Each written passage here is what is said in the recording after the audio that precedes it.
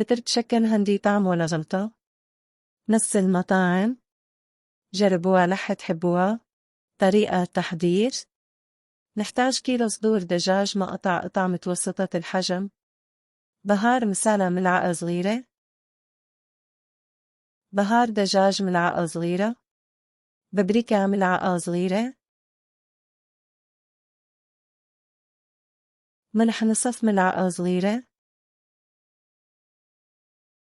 خل أبيض ملعقة كبيرة. بحركن مع بعض وبتكن على جنب نص ساعة. في المقلي على غاز. بحط زبدة. اعتبر المكون الأساسي الوصفة.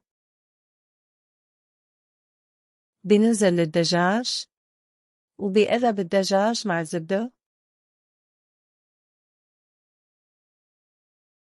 بشيل الدجاج بعد ما استوى وبحطه بصحن على جنب. هلأ هون بحضر الصوص الأساسي للوصفة. نحتاج كمان زبدة. حبتين بصل متوسطة الحجم. فرن تونة مع فرامة. بقلب البصل مع الزبدة. بضيف زنجبيل فريش شرته ناعم وفص ثوم فرمته ناعم. إذا مو متوفر زنجبيل فريش حطوا بهار زنجبيل نصف ملعقة صغيرة. طماطم 5 حبات مقطعه مكعبات.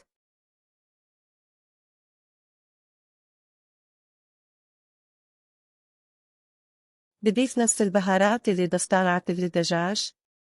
بابريكا ملعقة صغيرة. فلفل أسود ربع ملعقة صغيرة. بهار دجاج ملعقة صغيرة.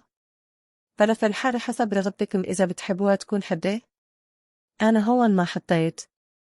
بهار مسالة ملعقة صغيرة.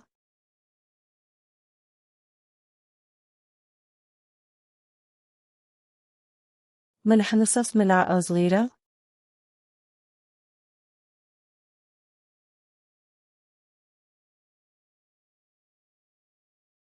نص كوب من لبن زبادي.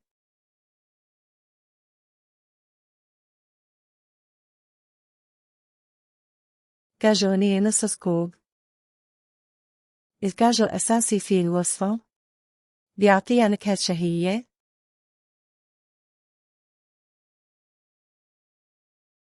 معجون طماطم لتعزيز اللون ملعقة صغيرة. بترك الخليط يبرد ثم بطحنه على الخلاط لحتى ينعم. بصفي الخليط بالمصفاية هي خطوة اختيارية.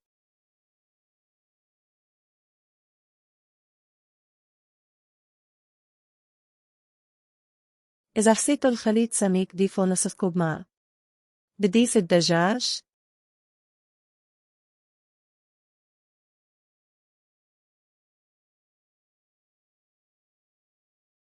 بقرب الدجاج مع الخلطة.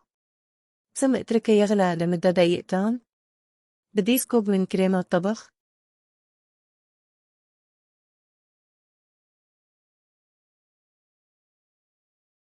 بحضر الرز.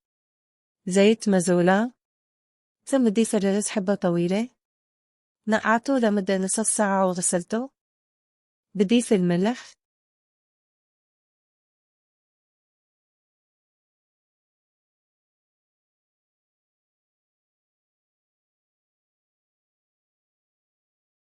بضيف الماء.